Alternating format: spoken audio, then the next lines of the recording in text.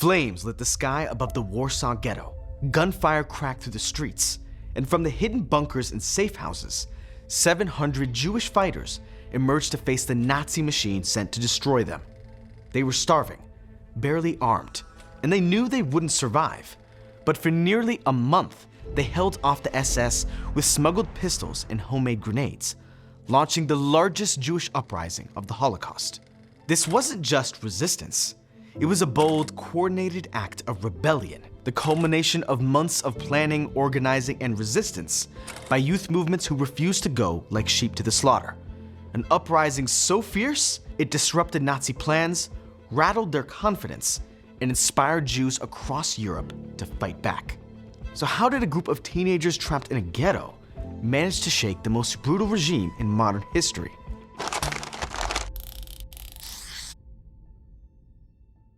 The Nazis had never been shy about their aims, to systematically remove Jews from European society. But that didn't start with extermination camps. It started with race laws that excluded Jews from certain professions or places. It continued with ghettos, sealed off urban prisons surrounded by walls and guarded by checkpoints.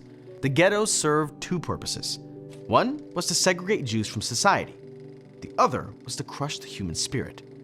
Over the course of the war, more than 1,000 ghettos sprang up across Europe. To add insult to injury, Jews were forced to build the walls that would contain them. The biggest of these was the Warsaw Ghetto. Ringed by barbed wire and a 10-foot wall, it packed over 450,000 people, nearly a third of Warsaw's population, into an area smaller than New York's Central Park. On November 15, 1940, the Nazis sealed the ghetto. No one was supposed to go in or out. Life unraveled slowly as entire families squeezed into single rooms. Running water was rare, and disease spread like wildfire. Nazi food quotas allowed for little more than a bowl of watery soup a day. Smuggling was often the only way to stay alive. But not everyone made it. Over 80,000 lives were lost to starvation, illness, and the merciless conditions. And still, the Jews of the Warsaw Ghetto fought to preserve their dignity, to sanctify life even as the Grim Reaper breathed down their necks. They built secret schools and libraries. They gathered for underground prayer. They even created a hidden archive to document Nazi atrocities. It was the ultimate act of resistance, imagining a future they would not live to see. But even if they didn't survive, they would not be forgotten. One day, the world would know what they had endured. Musicians formed a theater and an orchestra, performing the songs the regime had banned. The Nazis tried to destroy their culture, their dignity, their humanity. But the Jews of the ghetto held on. Every poem, every song, every whispered prayer was an act of quiet resistance. But resistance didn't stop at music and memory. Inside the ghetto, youth movements began to organize.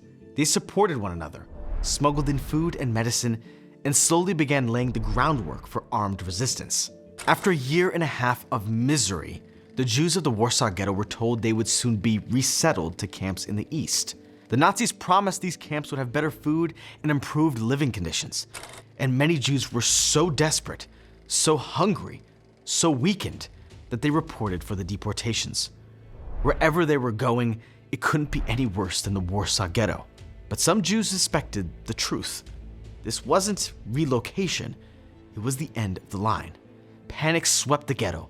The head of the Jewish council, appointed by the Nazis to carry out their orders, took his own life rather than hand over the daily quota of 6,000 Jews. The youth movement scrambled to decide what to do. Many older leaders still clung to hope that the rumors weren't true, but the youth saw it clearly. This was a one-way ticket to their demise. They couldn't wait for the adults to catch up. It was time to mount a resistance, with or without the grown-ups. At first, resistance was merely a concept, an ideal to live up to, not a concrete plan. After all, without weapons, there wasn't much they could do to fend off the Nazis or stop the deportations. But the ghetto's youth were determined. They wouldn't just sit on their hands as their brothers and sisters were taken. So two resistance groups sprang up in the ghetto: the Jewish Fighting Organization, or ZOB, and the Jewish Military Union, or ZZW. The ZOB was mostly made up of teens and young adults with no battlefield experience or military training, but the ZZW, led by the right-wing Zionist group Betar, included former officers of the Polish army, Jewish veterans who had served their country loyally and now found themselves imprisoned behind the ghetto's walls. their training and experience would prove invaluable to the resistance effort. In the harrowing months that followed, the Nazis deported more than 265,000 Jews from the ghetto to Treblinka. Another 35,000 were sent to forced labor camps, though some perished during the roundups. At first, many young Jews hesitated to join the resistance, afraid their families would pay the price. But as more and more Jews were carted away, it became piercingly obvious that Jews were paying a price just for existing. They had nothing to lose, because the Nazis would take everything away, so their fear hardened into resolve.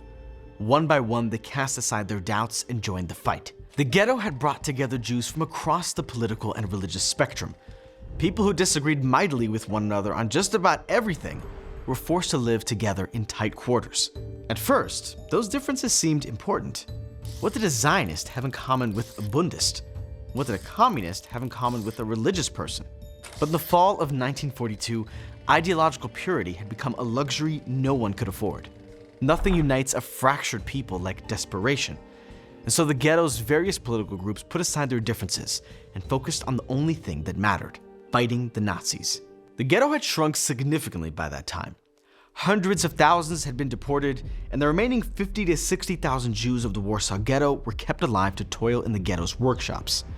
But their real job was resistance. The ZOB had managed to make contact with the Polish underground, exposing the truth about the conditions inside the ghetto and negotiating for weapons. Meanwhile, others risked their lives to sneak out of the ghetto, though they weren't trying to save themselves. Instead, they were sabotaging the Nazis, setting fire to supply stores, and smuggling others to safety. They dedicated themselves and what was left of their lives to resisting. No one was going to get in their way, not even fellow Jews. Jakub Lejkin was a deputy chief of the ghetto police force with a reputation for cruelty and callousness. His job wasn't to keep the Jews safe. It was, in part, to coordinate deportations. To the ZOB, he was a collaborator, no better than the Nazis, and that made him a fair target. In October of 1942, he was assassinated in broad daylight, a warning to collaborators everywhere. He wasn't the only one. Anyone who made the Nazis' job even a little easier would get the same treatment.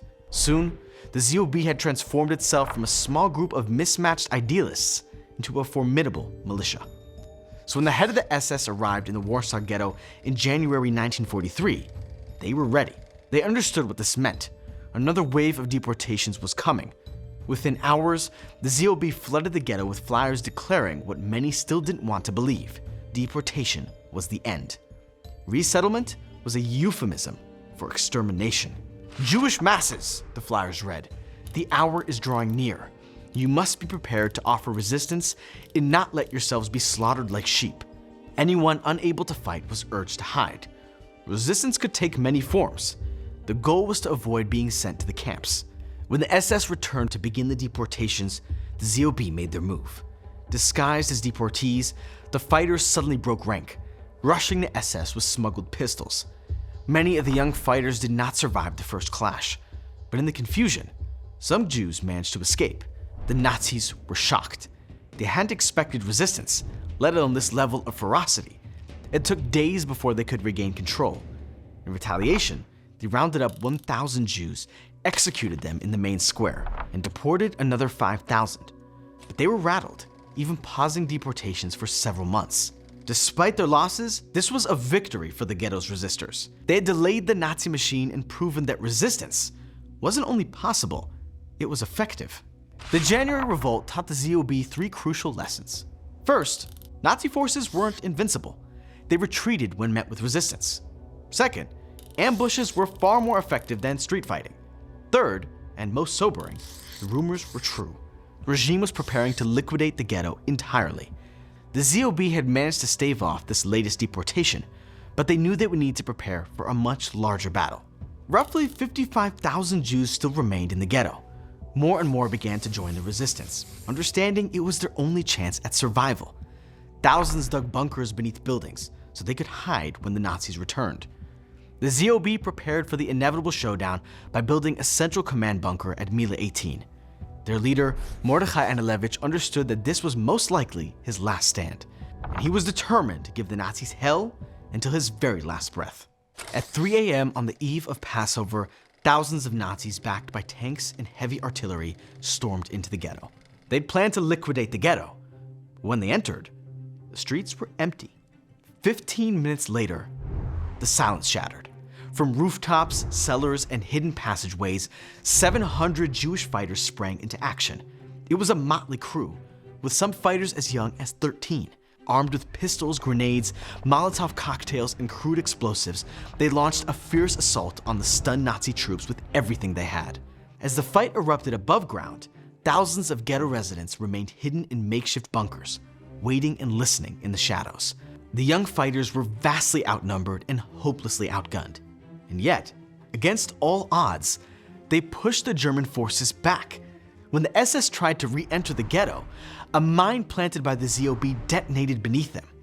By afternoon, the Nazis were so shaken they begged for a temporary ceasefire to recover their dead and wounded. The resistance refused.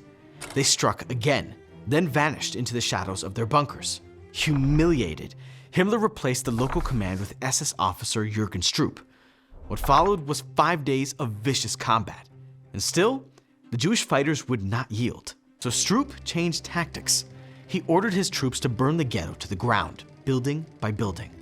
The Nazis pumped poisonous gas into the sewers, attempting to smoke out the fighters from their hiding places. Flames roared as Jews leapt from burning buildings, while others crawled out of sewer grates, coughing and dazed. After 19 days of relentless battle, the SS closed in on the ZOB headquarters. Refusing to be captured, many of the ZOB leaders took their own lives inside the bunker. Those who did not take their own lives fell victim to the gas that the Nazis pumped through the sewers. Mordechai Anulevich, the commander of the ZOB, was among them. And still, the ZOB and the resistance continued to fight. It took another month for the Nazis to regain control of the ghetto. As a final show of victory, Stroop ordered the Great Synagogue of Warsaw blown up, and the entire ghetto leveled. The human cost was staggering. 7,000 Jews lost their lives while resisting or hiding, and another 49,000 were deported to forced labor or extermination camps. Roughly 40 ZOB fighters managed to escape the burning ghetto. A handful of these even managed to survive and grow old. While the uprising ended in physical defeat, it was anything but a failure. This was the largest, most sustained Jewish uprising against the Nazis in any ghetto or camp, led almost entirely by youth. A few hundred young Jews with no formal training and makeshift weapons held off one of the most ruthless military forces on earth for nearly a month, outlasting the defenses of some entire countries. Their courage sparked further uprisings in Białystok among the Polish resistance and sent a message across Europe. Resistance was possible. The Warsaw Ghetto uprising is often remembered as a doomed final stand, a desperate act by those who knew they wouldn't survive. But that narrative misses the point. The resistance wasn't merely a symbol, it was a strategy. It was a coordinated, ideologically driven rebellion by young people who believed that fighting back, no matter the outcome, was their duty. With their actions, they joined a long legacy of Jewish defiance, from ancient Masada to the modern fight for self-determination. They left behind a legacy of courage, of resistance, and the refusal to surrender dignity, even in the face of impossible odds.